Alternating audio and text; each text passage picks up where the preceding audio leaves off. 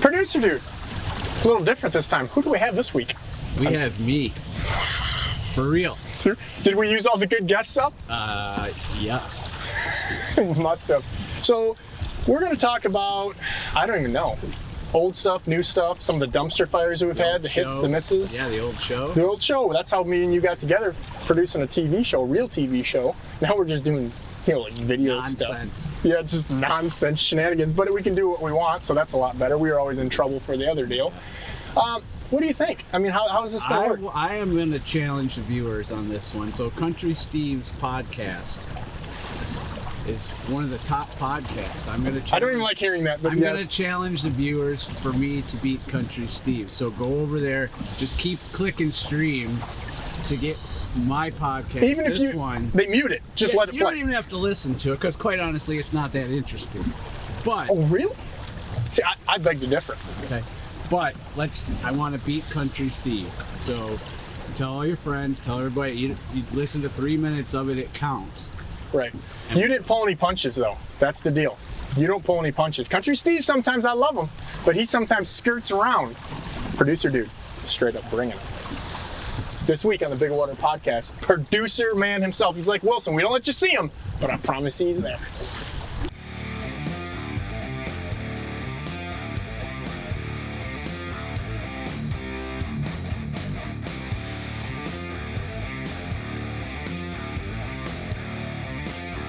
Producer dude, we've been talking about this for a while, and when I say we, I mean me. I feel like you're the guy creeping in the background, kind of like right now as I kind of look at the back of your chair, because you're my Wilson, and I don't mean that by like ball stranded on an island with Tom Hanks.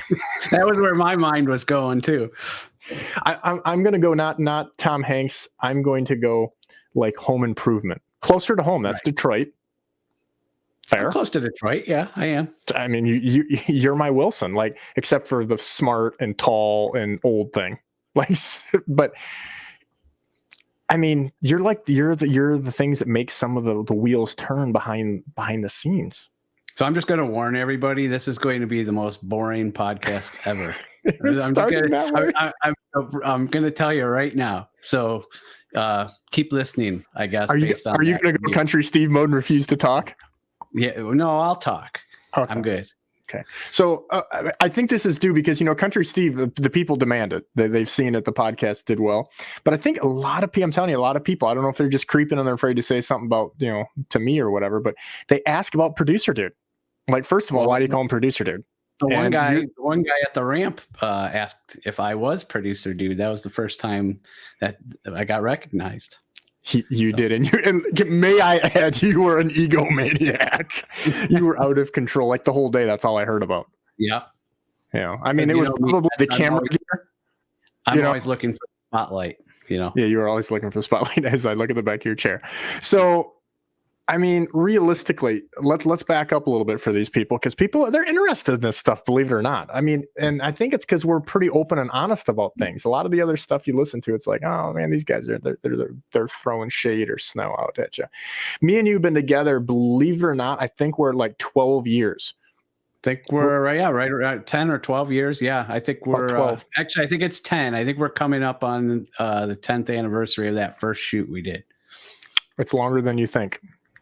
Yeah. I put a little bit of looking a few things up on this, okay. But I mean, regardless, it's a while. I don't know how either one of us dealt with each other. I mean, can I just be honest? You're often late. You're often forgetful. I am driving an hour and a half to get there at 5 a.m. Well, no, you're not getting there at 5 a.m. I'm leaving at 5 a.m. Yeah, okay, because we never, dude, I'm like the last guy to leave the boat slip, you know that, and especially when we're doing this stuff. But I mean, it's been interesting. So 12 years of filming, I was just thinking about, how far we came, because that very first show that we did was kind of like a pilot thing or whatever, and it wasn't really intending on going any farther. Is that kind of the internal, as you were the producer of the show? A pilot test show that you took me out in 4 to 6 footers for our very first try at this, when we didn't know what we were doing. But yes, you didn't have many days and the weather was wrong. I mean, what do you want me to do? But think about this. Beautiful June day. I still, people ask, occasionally, like my buddies and stuff, like, man, how'd you get started? I was like, well, actually I started with a producer that said, hey, can we catch fish by that island in the background, please? Do you remember that? No. You were like, this is just nothing out here. It's like kind of blah. You were in straight producer. Yeah. I was like, oh my God. And I don't understand it.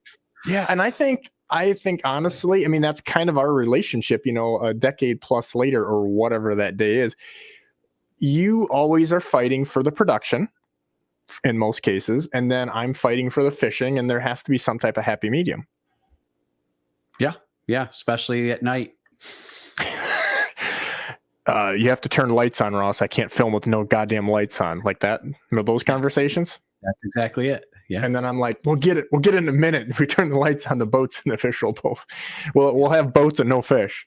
Right. But so speaking of that, like, I mean, this is your time to shine here, because of the things that we've done together, who have been some of the most colorful people? Because as you know, we have had some colorful associates of mine, and we've also had some, just people that kind of just showed up. I mean, do you remember the Turtle Man?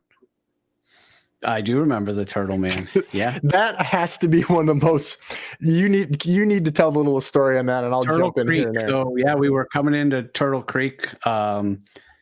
I don't remember what we were doing that day. I think we were fishing a marina maybe, because the lake was a little too rough and it had calmed down later in the day maybe. And so we took a little ride over to Turtle Creek Marina there in Northwest Ohio, and came pulling up and I don't remember who he thought you were. It didn't matter. He thought, yeah. And so this old guy. I think he ran the marina or ran the store. No. He just hangs out there. I don't know what. He was just a fixture. He was a fixture. Just a guy that hangs out there, and he just comes out and he decides to tell Ross where the fish are and where to catch them, and just kept talking to us as we were zipping on by in the marina. Pretty much wouldn't leave us alone. And then, I mean, a little bit to kind of jar your memory. So we started doing cutaways because of the wind and the light and everything. So, as you're filming these different shows, because this was for a TV show, we've got to do these things. The producer dude, he's all professional. He wants a different background here and there as we talk about what happened during the day. Oh, yeah. And he kept following us with his golf cart, and he was in the background of every shoot, basically yelling at us. Yes. You want to know about fishing, boy? I'll tell you how to. You guys don't know nothing about fishing. You need to call Turtle Man. Oh, my God. Yeah. And then there came over. The woman that was just egging him on, just going, oh, Turtle. Yeah, that's right. The woman that was running the gas dock bait shop, whatever, she's like, oh, and you, all of us, I think Jeff was our camera guy on that shoot, everybody was kind of getting annoyed because like we can't get it done. And she's like, oh, the turtle, he's so funny. And we're like, we have to get this done, but we're losing light. And we're like, this is our job. Can you help us out here? And she's like, oh, the Turtle Man, he's just so funny. Yeah. It's always a challenge. There's always somebody that wants to talk to Ross. Oh my God. I'm not really ready to be done with the Turtle Man, but there's been others of these. Like the thing with the Turtle Man, I remember he came in that golf cart, he whipped up there like he was doing like a burnout right in front of us. Yeah. Do you remember? And it was cold and nasty. We're all bundled up, and he was in sweatpants with flip-flops, and his feet were so black from just riding around in a golf cart with bare feet. Yeah, I mean he was bare feet, and just like he lived there. He maybe lived in the woods that was right around there. And I know probably a lot of our listeners probably have run into the guy if they've ever launched over at Turtle Creek and been over there at that store.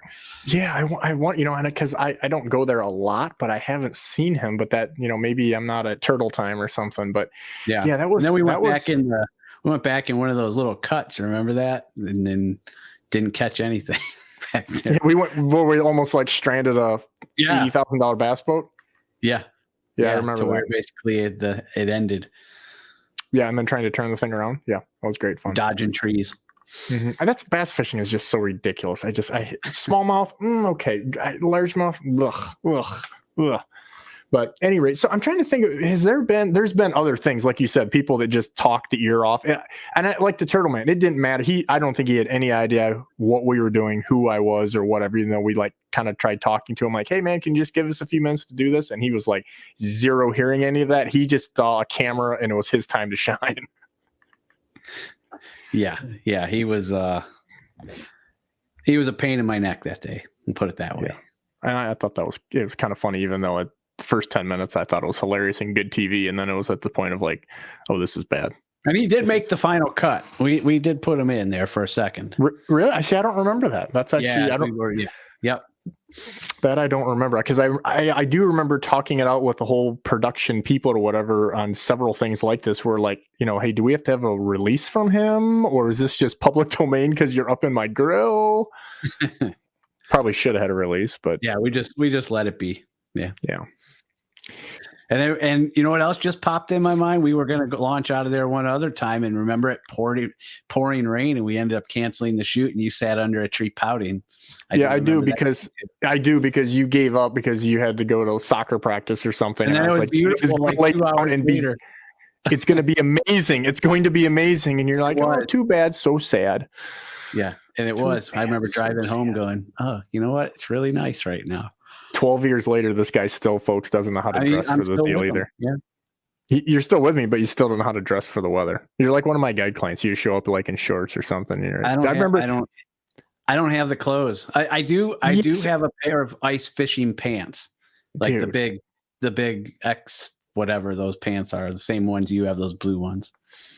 Ice armor. Do I literally have to clothe you now? I mean, because you could use any of my stuff, but we both know it was what you'd swim in it. Yeah. Yes, you have to clothe me. Yes. Oh my God. This is getting so, you know what? I'm going to, just so I can tell people I clothe my son over here. Yep. I got a new clothes for, I remember you showed up, and I can't remember. I think we had Doug. I think it was Dougie Fresh we had with us. We filmed a night deal in the Central Basin, like over towards Cleveland. Do you remember that? And you showed up in like corduroy pants, and it was like 0 degrees. Yeah, but I had long johns under them. I was good. Okay. That was like right around Christmas time. I'll never forget it. It was so freaking cold, people. 25 degrees, 30 degrees. Yeah. It had to be cold than that, because here's the deal. You were yelling at me to see if you remember this. See, my memory is either really amazing or just crap. So it's crap.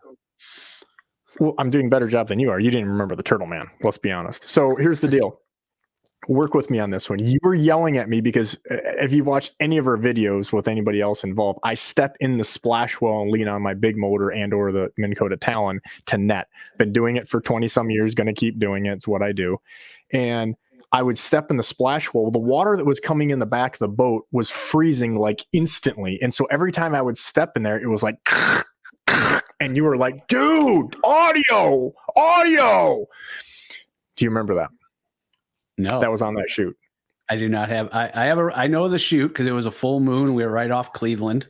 We went out about 5 o'clock, but I do not remember that part of it. Maybe I was so cold from not dressing for the weather that it froze my brain. I don't know. Yeah, you were literally like, I wouldn't even want to get the mail how you were dressed, and I'm like, what are you doing? But it's surprising on how you do or don't get cold. I mean, because I've seen it both extremes. There's days or maybe you're just internalizing it because you know I'm going to yell at you. That's probably it. Yeah. But yeah, you yell a lot, and I try to stay away from that. Yeah. Like when you're late all the time, it's not a big deal. I mean, you can see I'm over it. Now I don't care. I don't care about that anymore. Yeah, obviously.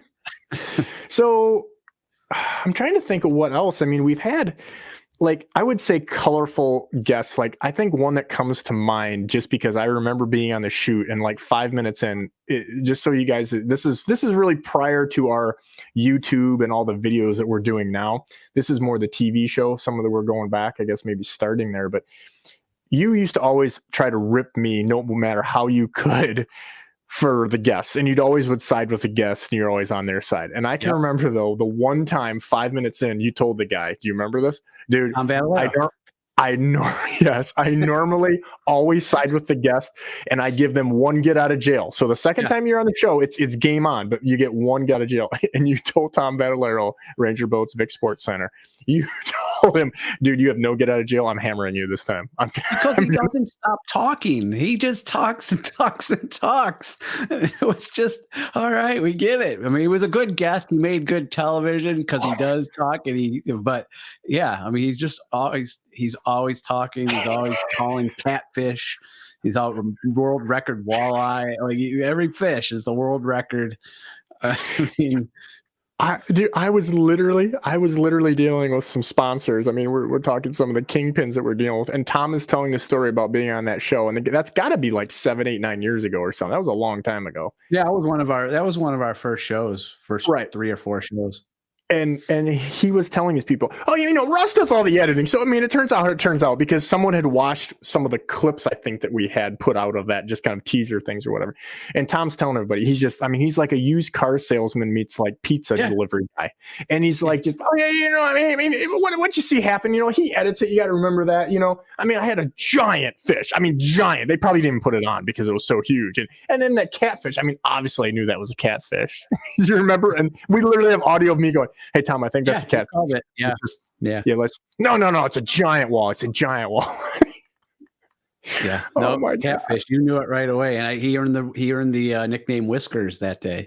You did. Remember. And then I don't think you were the cameraman. I'm pretty sure it was just Jeff. I think we went producer free. The night show I was not a part of. And that's when he thought that he had the world record on, and he kept telling us about the world record 400 times. I had to bring every line in and chase it down with the boat. And he had ripped the hooks out of one because he was reeling like a Make-A-Wish kid or something. I don't know.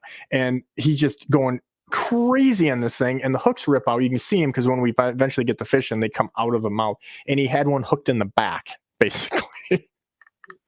Oh my God. It was ridiculous. It was absolutely ridiculous. But I think he was the one. So like other colorful people, I mean, I think there's a couple like elephants in the room here with this, but I want to hear your perception of like, was there that, oh my God moment, or like this guy was different than I thought, or surprising? Because some of the guys I think are really surprising one way or the other.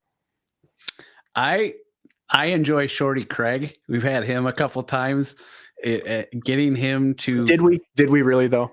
Getting him to talk. It was and he didn't always feel like he wanted to even have the camera near him. He did it because I guess he did it because he's friends with you. And he's a great fisherman. I mean, you've said it too. He's probably the best ice fisherman you've ever known. 100%. But I always found him kind of fascinating out there on the crew. Tom, like we talked about. Well, let's back. You've always had good people that when they fished in the boat, and then there was Country Steve. Well, let's back up to Shorty a little bit because when you said like, I don't think you did a good job of framing that up, other than that he's an incredible fisherman, especially with ice stuff. He literally point blank said, "Why are you giving me a microphone? I'm not talking, and I'm not going to be on camera." But he did. He did it. I got him to talk a little bit. Like, did we use any of it? Yeah, we did. It was the ice pond. We went out up in Michigan. We went to that ice pond and we were doing panfish. And he did explain. He did some explanations of what he was doing, and we got him. We opened him up a little bit that day. He's been on a bunch of shoots, but just always in the background. He refuses to be involved. He's just there to help out and drilling holes and figuring it out and all that stuff. But it's hilarious. I mean, Country Steve, obviously. I mean, we gave him that name. Like I gave him that name. Do you realize that? Back up. We're gonna have to watch that. Hold on. Let's roll it. No, seriously, you're gonna have to, because we need to input this in here, because I think it was Country Reese was the Instagram model. Country Reese was the Instagram model that Steve was following. I honestly I don't think you did, but I want to hear. I want to hear that. I think you're gonna. I don't know if that is in that video, but I'm pretty sure I was the first to call him Country Steve. Just saying. I you know what? I don't think so, because I'm the name giver. Like in boats, I give everybody a name. Country Reese, Country Steve. I don't know if I'm going to give you that one. I would honestly like to hear or see the footage of that. We got to dig that up because that people ask all the time, how can we not? And we can't obviously show them the footage of why Country Reese or whatever, because right. You can check that out yourself. But I think she's gone off Instagram the last time I checked. I could not find she got probably thrown off. I mean, the funny part of that whole deal that just makes me die with laughter is I go on and look at that because when we're doing this whole thing, I mean, I think we might have talked about this in the Country Steve podcast a little bit, but it's worth repeating because it's just, to me, hilarious. So if you remember and interject wherever, but so we've got her on there, we're looking at this page and I'm like, oh my God. So then I'm like, there's no way we can use this. Like, this doesn't pass the mom test, even if your mom is like a biker, like a bartender biker lady. Like, there's no way. Like, this is crazy. So I look at this as like, no dice, and you're like, hey, maybe we can get her on to introduce Country Steve, and I'm like, oh, okay. I'm like, yeah, maybe we can merge some followers. And then you're like, yeah. That night you call me and you're like, a little bit of info here. We're not merging with her followers. Number one, yeah, number I had seen it. You're like, I would love to end your career right now, but this absolutely would do it 100%. There's no way. And so we went into plan B mode on that, and that was just, I mean, hilarious. But the funniest part of that whole deal, and I think we talked about this on the Country Steve podcast. Do you remember this? So when you're on Instagram and you're looking at someone's page, it's like, oh, Billy Smith and 42 other people follow, producer dude, right? So when I'm looking at this on the one, we're on the boat, and Steve's like, here you go. There's like no one that's following her, right? That's a part of my deal. When we put that live with that video, I went and looked again because I was thinking, hey, can we do some type of deal with this or a share thing or whatever, even though you were like, hell no. And there was like 70 some of my followers, my fishing followers, that then followed her after that video came live. True story. And I was dying with laughter. I'm like, you guys are all dirtbags, and it's so hilarious. That is the power of YouTube. And just point out that I did save your career. Thank you. You did. You've tried to save so many times. You were gung-ho. You were. Well, I mean, you've saved me on a couple things. Like, you remember that tattoo deal, which we don't need to get into extreme details on. But I forgot about that. Yeah. Oh my! Should we just go out there and say it? Yeah, I think you can share it, PG. So I'm at a show, and I'm with a bunch of reps and other fishing guys, and this waitress comes up and she's like, are you Ross? And I immediately knew my boys all set me up. Like, this was a setup deal, because I'm looking over, I got people smirking or whatever. And I'm like, listen, my buddies are jackasses. Well, what are you getting at? She's like, oh no, I watch your stuff. I'm like, no, you don't. So I started asking her questions. She obviously has no idea, right? This girl is tattooed up. She's like a tattoo girl.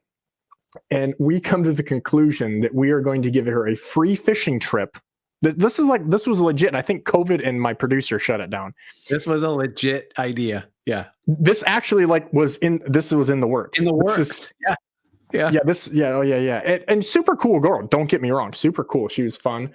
And, but anyway, she's all tatted up, and literally one of my buddies there is just seeing how far he can push this, because he's like me, and we probably won't say who he is that was doing this, but so it just keeps going back and forth and getting worse, to the point that my buddy on my behalf negotiates a throat tattoo, which was originally gonna be like an arm tattoo, but like giant. It was gonna be a throat. I didn't know it went that far. That's what he negotiated. But then she had like a spot on her arm that you could have put this thing like huge, like we're talking, like he was like, it's got to be like this big. It was like, I don't know, 6, 7, 8 inches. My Bigwater logo on her. On her in a visible spot. Okay. And he's like, yeah, that's branding. That's branding. And that we were going to, and the agreement was Bigwater Fishing was going to pay for this tattoo, but then she was going to go on a fishing trip that we were going to video, because this has been a while ago. And we were gonna get video of her getting the tattoo. The tattoo, 100%. Yeah. So we even went to the point of like, okay, where can we get a tattoo that's close to producer dude, because they didn't live that far apart, and this and that. We're trying to work this all out. Like, I mean, these are the logistics. Like, I don't know if this is insane, because I know you kind of get me trying to listen to Mr. Beast, and I listened to him on Joe Rogan the other day driving back from the show, and like he's doing these crazy things. Like he gave away an island, right? Oh yeah, he gives away all his money and buys. Yeah, he has no money. He said he had to borrow money. I'm like, Rogan was like, "What are you doing, dude?" But then he makes hundreds of thousands off that one video, So obviously, he's got to be making more than that, producer dude. Because here's the deal: they says he has over 100 employees now. Yeah. Like what? He runs five or six channels. If you guys don't know, ask your kids. They'll know who Mr. Beast is. But he's a pretty big YouTuber. Can I add the back of your chair looks mighty fine, Wilson? Is that where you make us awesome? Is that where you make all the music happen right there? That's where right all the here. stuff. Yep. That's where all of the amazing videos.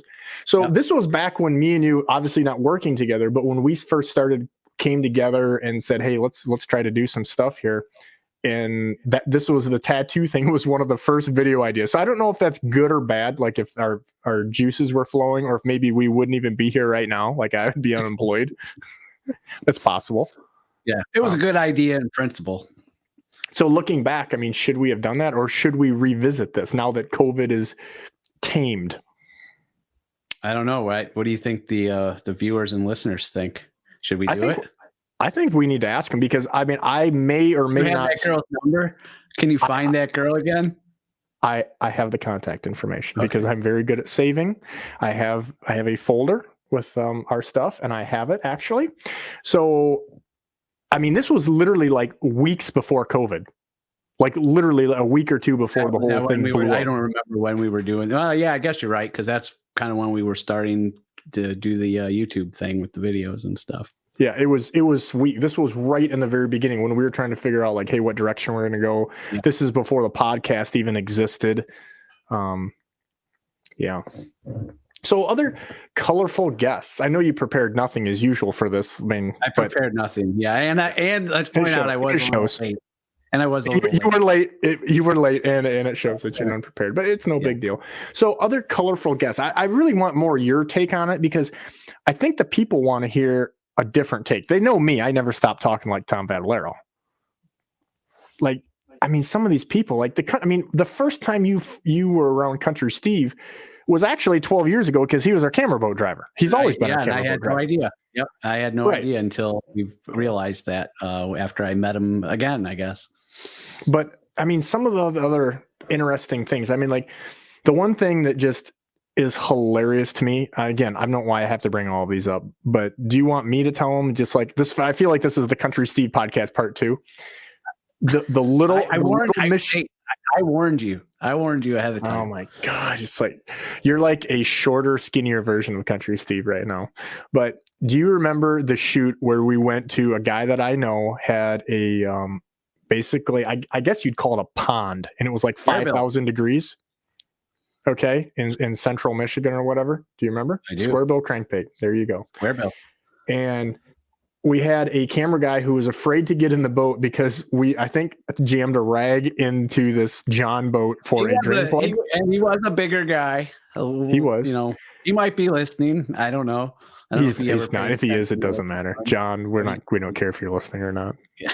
But so do you remember there was this guy tells you, "Oh yeah, I got a boat there, blah, blah, blah, no problem. Just go do whatever you want to do, man." I'm like, "Well, what do we need to bring?" Like, "Oh no, I got everything's there." Yeah. And there was one of those paddles from like it would have been a paddle, if you can visualize this, people, like from like a swim toy in a pool. And it was so it was so sun bleached that the first stroke we took, it just disintegrated. Do you remember that? I do. Yeah. So 1 week we're literally filming a TV. And this is a TV show. 1 week we're filming a TV show out of my fancy Ranger, all big sparkly, loaded up with all the latest and greatest. And the next we're in a John boat that we're bailing out with a coffee cup, quite literally, and like a gas station coffee cup. And we have a T-shirt from the back of the truck that we're using as the drain plug, and then we're paddling by hands. Like if you could dig that footage up. Half a paddle. I think you guys did use the half paddle, if I remember right. Because I was in the boat because for a little John, camera guy, wouldn't get in the boat. So he sat up under a big tree he went and got fanning a chair. himself. Do you remember that? Fanning himself. Yeah. Yeah. Look, I just remember being out there in that boat with the camera, and at the time I was not, I didn't run camera. I just kind of stayed and coordinated and worked with the camera person and Ross, because we were producing for TV. So we were a little more structured, I guess you'd say, than when we do the YouTube videos. But yeah, I do remember sitting there and looking up. It was kind of like a little bit of a hill on the side of that pond. And yeah, he's up there just hanging out, getting paid. And I'm in the boat, wobbling in this shaky boat. You know, am I going to fall in or not? So, yeah. We had some absolute nightmare. I think, honestly, maybe it's just because we've done it longer, you know, with the TV thing versus me and you with the current YouTube and podcasts and all that stuff. But we had, I think, more crazy things happen with that. And I think part of it was because it was corporatized so much that it was kind of a nightmare to do. Like, I was handcuffed, you were handcuffed, and it was just like, at times, yeah, I mean, just ridiculous. You know, television is more structured than YouTube, just in general. So we had certain things we had to do. We had to account for television breaks, for commercials. We had to have a certain length of show. So, you know, with a variety of different things. Where on the YouTube, we can just throw 12 minutes out there 3 times in a week and be done and be good. So that was kind of the difference with shooting the television show. And you know that you've been on a ton of TV shoots and you know, and YouTube shoots, and there's no constraints on YouTube, and that's the difference. But don't you think, I mean, maybe you got to throw this out there. I call them the suits, right? I mean, I don't think that's an uncommon name. Like, you can remember we sat in a few meetings and I think they looked at me like, we need to fire this guy. How are we dealing with him? Because I'm like, guys, remember that we wanted to do a jig show like in the middle of the summer? And I'm like, well, they wanted to do the Maumee River run. Yeah, like out of season, and then they wanted me to go stand in where these guys are snagging, and I refused to do it. I'm like, guys, they're not legally catching them. I mean, I'm not going to get in the middle of that. And I think we compromised by making it a segment about those people doing that stuff. But yeah, hey, and so there's a colorful guy. Do you remember that shoot, Clarence? Oh my God, dude. Do you remember enough? So if you're not familiar with the Maumee River run, basically, and I've never, you know, again, I am not a fisher person, but from what Ross tells me, you know, it's a lot of, like he just said, it's a lot of snagging, but there's a ton of people and they are elbow to elbow across that Maumee River. So people, I'm going to interject real fast. So people that aren't familiar with this area, there are DNR agents everywhere with spotting scopes in the woods because going on right now. Yeah, I mean, an overwhelming amount of people are snagging fish and they know it, and these fish are not there to bite. And so, I mean, they take people out of there daily, right? So anyhow, carry on. Yeah, so we're pulling up and we did looking for angles because Ross did not want to get elbow to elbow with someone in the river because he probably would end up punching somebody or something like that anyway. Fair. So we were looking for stories. And there was a gentleman there. He had a van and he had the doors open. He was selling fishing lures, right? So we thought, okay, you know, this guy's interesting. Ross kind of knew who he was. And I was going to say, interjecting, I have bought jigs from him since I was 12 or something. Yeah, right. Like everybody knows Clarence down on the river, bar none. So Ross, you know, we go up to him and we wanted to interview him, you know, about being down there as part of the story. And Ross, you want to say what he said? He basically told us to get screwed. He's like, hey, you know, these people are going to see how much money I got. They're going to see I'm down here. And I don't know if he was worried about maybe he wasn't paying taxes or something. Yeah, no, I think his exact quote was, last time I went on TV, I got robbed. Yeah, it was something. That? Yeah. He went like the first few seconds, he's like, oh yeah, you know, because we told him like, hey, you're the guy down here. We want to just get a few words. And he was all about it. And then it was like seconds later, like it clicked in his brain. Hell no. And he went in, he basically just wasn't like, he was like, get out of here. Don't turn that camera on me. I don't want to see you again. Leave. Yeah. And then I think we went down and interviewed some kid and his mom in the parking lot. We did. So I think that's, you know, that when you talk about suits and trying to do a show, you know, something that they wanted to do, that's what we had to do that day. Well, and it's funny too, because, you know, I've done some other major TV stuff and like some of these, I don't even know what you call them, streaming services without saying who and what. You can probably figure out which ones they are. And I mean, we have to get permits to where we're going to launch the boat. Like, you know what I mean? For them to even film in the parking lot and the insanity. And I look back at, some of the stuff that we did and I'm like, oh my God, like we were just like, we were flying by the seat of our pants. I mean, and we kind of do the same thing, obviously, with the YouTube deal. Right. Yeah. I mean, it's public area. I think we can shoot, as like news people do. So, Yeah, because obviously we're not making any money doing this. We are not. No, I think, especially when you figure in your gas and the time and my gas to get down there. And yeah. I mean, yeah, like I remember that one shoot we did and I drove and you were like, are we in Cleveland? Yeah, that was just last year. And we drove, we went 25 miles, at least 30 miles out of. Oh yeah. Every bit of that. Every bit of that. We were pretty much my hometown. Yeah, I'll tell you what though, that was a really good video because we straight jacked some giants. If people want to watch a good one, it was a Dipsy video, is how it turned out, and we caught them and it was neat because it kind of laid out what happened. Like the current was wrong, so I picked up and moved, and I'm sure you even are like, "What are you talking about?" And we came down and we had 4 on at one time with 4 or 5 rods out, and we had some giants. And then I was like, the weather picked up. Do you remember that? And I'm like, we're out of here. And so we literally just shot this. We shot a 15-minute video in about 20 minutes. Yeah, I mean, and I will give Ross kudos for all of you out there and that watch the videos and watch a lot of fishing videos. There's really not a ton of a lot of these. There's not a ton of editing. I mean, we'll regularly catch 10, 12 fish in 20 minutes sometimes, and we're like, okay, and everything else we do after that is just kind of extra. I mean, we've got enough to show, and we showed enough tips. I mean, he really does get on them. There's not a lot of magic that, that's one of the things we've always tried to do, is just show you when you mess up, show you when you're doing well, and just show what happens. And I think, I think that's a credit. Authentic.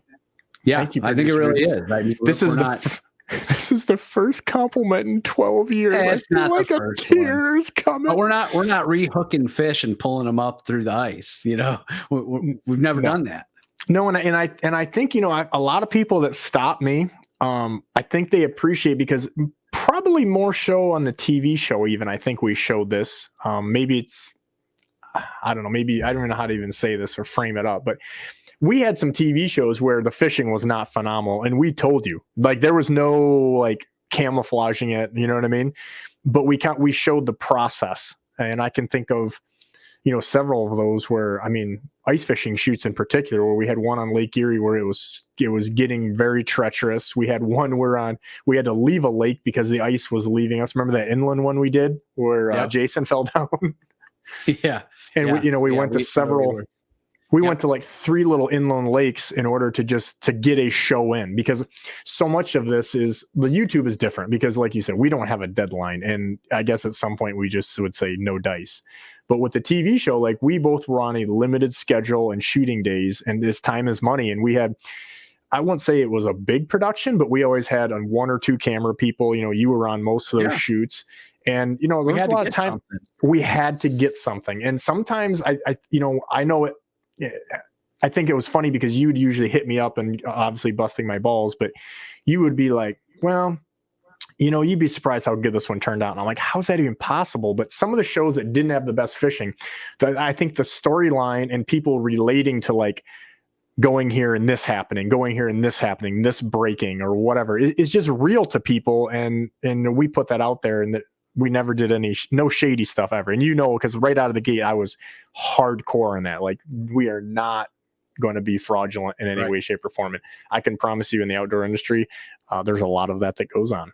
And that's why I was so persistent with that. Yeah, we've never done it. I mean, there's been times where, I want a promo or some kind of teaser at a break, and you've said, nope, that's not real.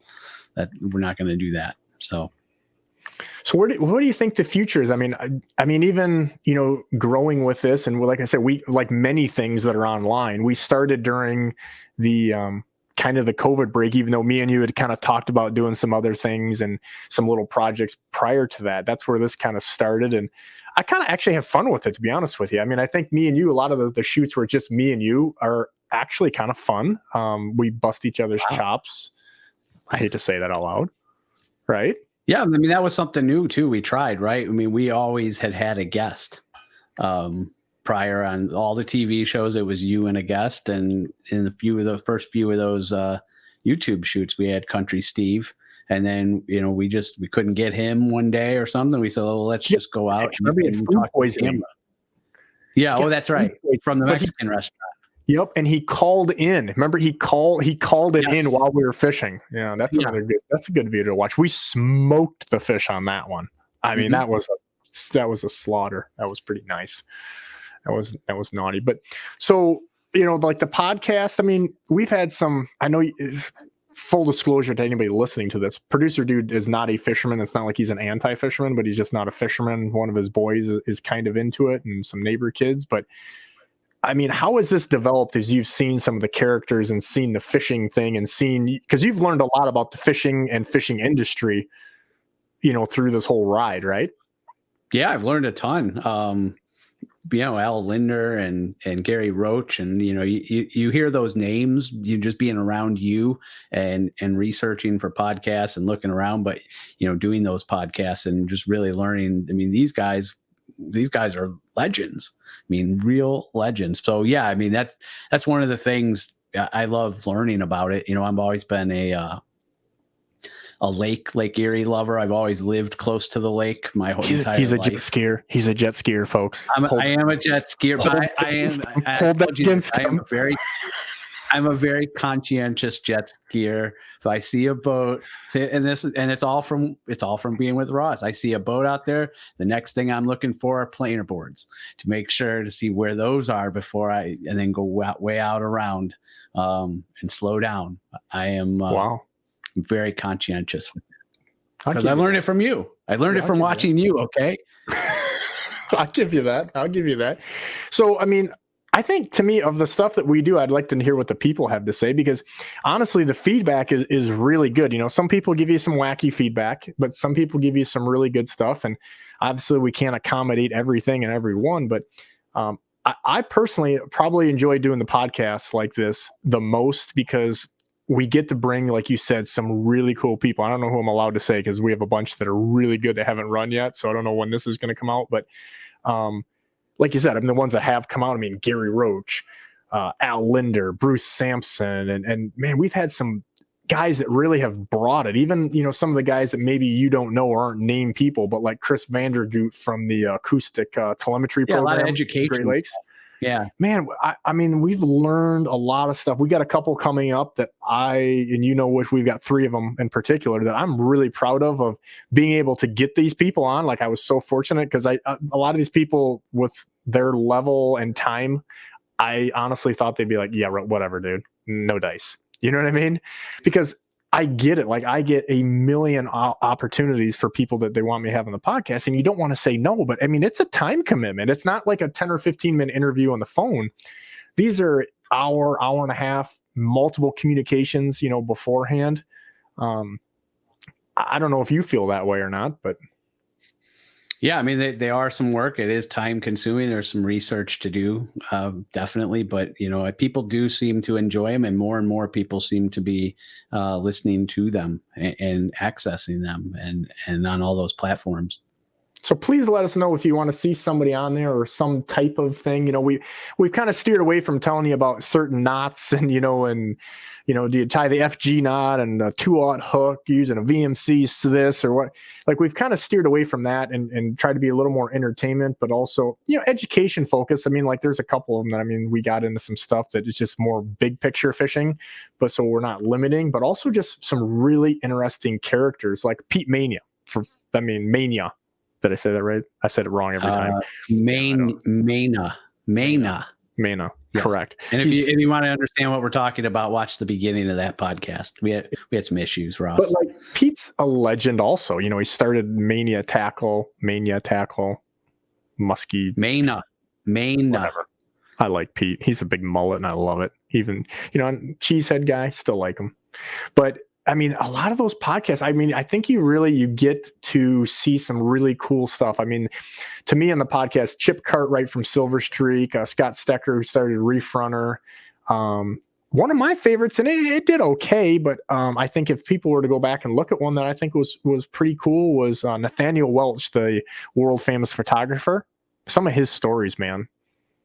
I liked that one. Yeah, he's photographed some legends, not just in the outdoor industry. No, he's talking about like just before our podcast doing Snoop Dogg and Nicki Minaj or something. We're like, and there's the Bigwater podcast. Tom Petty. Yeah, Tom Petty. Trump. He had a lot of them.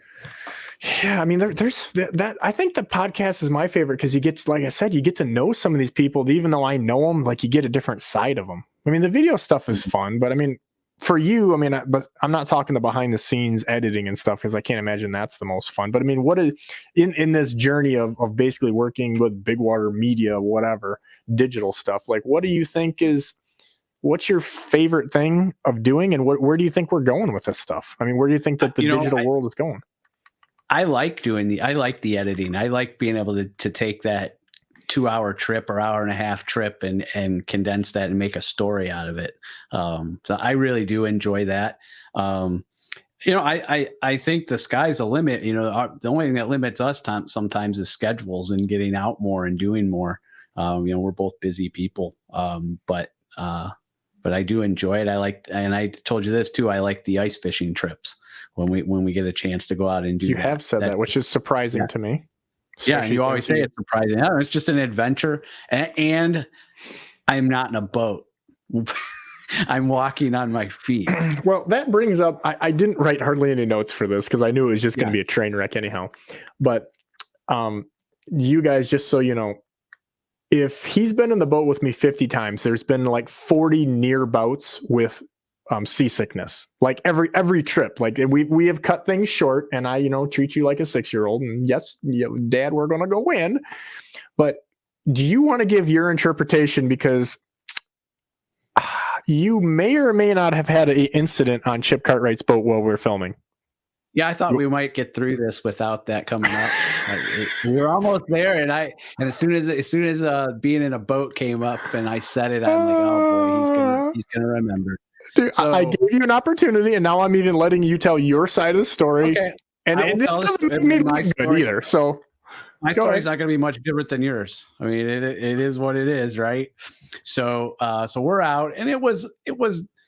We've been out in worse for sure. We were in a 33-foot boat too, which is, in fairness, that doesn't necessarily. Sometimes those rock more. That doesn't necessarily mean anything. Yeah. So we were, we've been out, actually in Chip's boat, we were out in worse the year before. Oh, dude, like really bad. We had, really bad. I mean, it was really bad where, you were things were breaking, you were tangling lines, Chip's losing clothes, and he had a planer born. That's a great video to watch too. We had Captain Ron Levitan, who's a freaking old school. I mean, just a great captain, and the rail ripped off of the boat that was holding the planer board. Do you remember that? Yeah, absolutely. Almost whacked you right in the head. It was great fun. Yeah. So anyway, we're out again, and it wasn't quite as bad, but it was a little choppy. We were probably 2 to 4 that day. It wasn't horrible, and I was doing fine. We were out, and I was, and then I went into the cabin. This was my mistake. I went into the cabin and was playing with the GoPro camera and had looked down, and I was messing with the settings, and all of a sudden things just started spinning, and I came out, and I'm like, you were sweaty. I passed out. I mean, I panicked or something. I don't know what happened. Next thing I know, I was on the floor, and and thankfully, and unfortunately, Ross didn't take any pictures. I mean, other than he didn't video it. I think he did take a picture or something. So actually, do you want to hear the truth? Sure. There is video, and there is pictures, and they're being held. These are best served. These are best served cold. So maybe that should be like since we don't do Wilson, we could just do one of these of you laying. But the funny part of the whole deal is we had several people on the boat for that deal. We were kind of doing a joint sponsor thing. And if you remember, like you came out and one of the people was like, are you okay? And I looked at you and you were like, it wasn't cold out, but it was cool. And you literally were like wringing wet. Yeah. And I'm like, what's going on? Well, at that point we had like 3 fish bang, and we're using big boards. So they ripped out, boom, boom, boom. And I just remember someone saying to me, are you a sociopath? You literally stepped over his motionless body. And I'm like, double! Next man up! Next man I wouldn't up! expect anything less. Oh my God. Folks, he was out cold. And I can remember Chip going, is he okay? Do we take him in? What do we do? Yeah, I mean, it wasn't very long because I wasn't out that long, but I know I was out for a second or two. So, but let's talk about, I did get up, right? So this is actually the part that makes me just wonder, like, if I would not have been there, okay, people, I don't know how to even, you have to take my word. This is what happened. He was out. Like, there was no faking. He was dripping wet. He got up like he didn't even know where he was at. Like, do you know your name? Like, did the guy have a stroke? I mean, seriously, there was a few minutes that were like maybe this is more serious than I thought. But I've spent a lot of time on the water. I got, 20 plus years of fishing, hundreds of days, about 4,000 plus days of fishing on the Great Lakes. I've been around a few people that get seasick. I've been around a few people that have things happen. I've brown bag induced generally, if you know what I'm saying. But Chip Cartwright's even older than me. Like, he's been doing this even longer. We both were like, I've never seen anyone ever recover. Like 10 minutes later, you were like, it never had happened. You're on the camera, you're picking up, you're like, hey, turn this. You're great. You were producing again. I was like, what the hell just happened? And because normally when you start to get seasick, like, I've got to give you like CPR and get you in like 3 seconds. Yeah. I don't know, laying down in that boat, not looking at the horizon or something. And I remember you're like, don't lay down, don't lay down, don't lay down. And I'm like, I gotta lay down. You collapsed in the back corner of the boat. And I'm like, you got to get up. Let me get some crackers. Let's get water. And you're like, no, you can't do it. I was like, just leave them. But I did recover. We did another hour and a half or 2 hours on that shoot, and I was perfectly fine. Okay, so here's the deal. I feel like that's the amazing note to end on, but I have one more thing I just kind of noticed since I'm looking at the back of your head, which is actually better than seeing you. But I'm sure people are going to wonder, A, why we looked on the back of your head, Wilson. But is that some communist photo, or what do you have in your office that's front and center?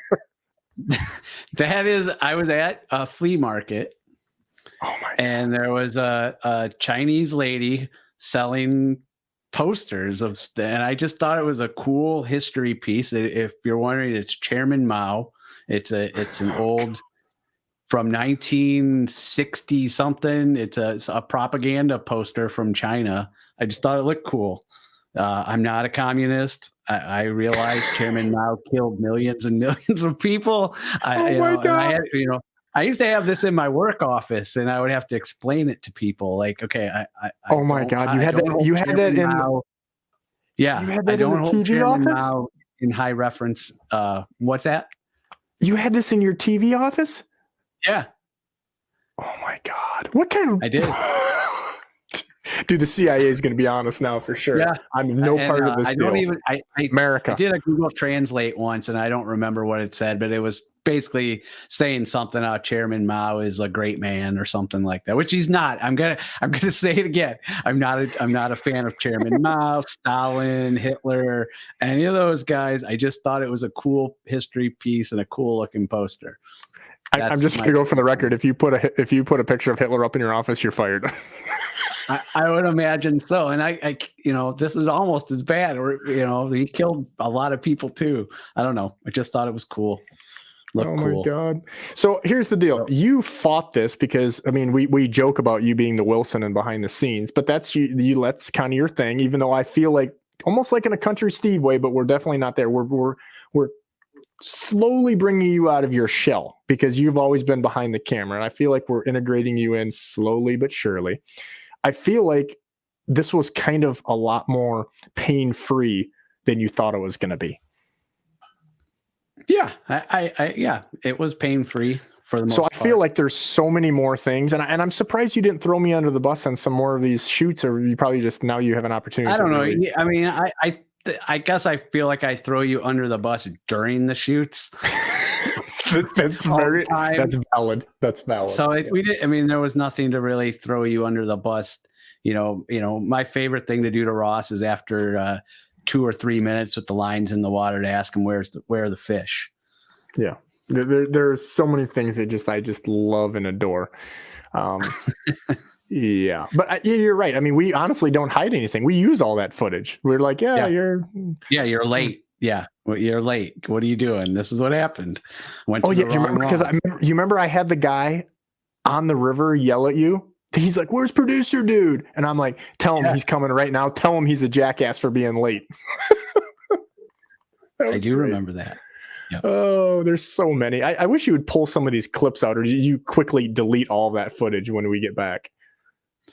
No, I don't keep the raw stuff that I didn't use, but I do have all those other videos that we've done. But I don't keep all the raw stuff. Interesting. But if it's good, it goes in the video. If it's not good, it doesn't make it. And sometimes me and you have a difference on what's good, though. That's the only thing that sometimes we bicker about, our idea of we do good. I think we're going to leave this on. I want everyone to leave with the impression of you passed out on the back of the boat and me stepping over your cold, limp body to land a 4-pound walleye, which was more important. I feel like that's a good place to leave off. No problem. And I think now you have a little bit of homework, because I feel like the people are going to respond well to this. I really do. I think they're going to want to hear more. They're going to want to hear you give them a little more insight of dealing with me, because you're like a kindergarten teacher at times. Honestly, I'll say it right now. When you're producing, if you can even say that, I mean, I don't know if that's really if you let me produce, put it that way. Sometimes we were amazing together. We're like peanut butter and jelly, and other times we're like oil and water. But I think when there's other people thrown in, they're like, we mentioned Tom Vadalero, we mentioned Country Steve, and there's been many more. I think your job becomes very difficult, or very easy, depending on how you look at it. Wrangling you and getting you to slow down is always the challenge. I think that's probably the next time we're going to talk about that. And then that one Country Steve shoot with the sunglasses. We'll leave it at that. There's our teaser for everybody. You remember? If you don't, I'll remind you later. Bye. Hey, is that a pageant wave? Yes. Well, producer dude, since I do it on all of these, I want you to send us home. Do you know where you can find us at the Bigwater Podcast? Yes, you can find. Let me see if I get my announcer voice on. Oh boy, I don't know if I can. You can find the Bigwater Podcast on your favorite streaming platforms like Stitcher, Spotify, Apple Podcasts, Google Podcasts. Also look for Bigwater Fishing on all the social media platforms like Facebook and Instagram and wherever else you look for fishing videos. Did you screw that up? Oh my God. I don't think did I screw it up? I wasn't smooth. I think that you were about as good as our buddy Brett McComas from Target Walleye doing his Al Linder impression, but it's nor here nor there. We're out. Man, that hurts. We're going to leave you on a note of failure. All right. Make sure you tune into the Bigwater Podcast, because unlike producer dude, you can find us at Bigwater Fishing on Facebook, Instagram, YouTube, and the podcast can be found also on YouTube, but also on Google, Apple, Stitcher, Spotify. How am I doing, producer dude? Didn't I just say all that? You missed I think you missed something in there, but I'm sure you'll correct me in the edit. Yeah. We're out.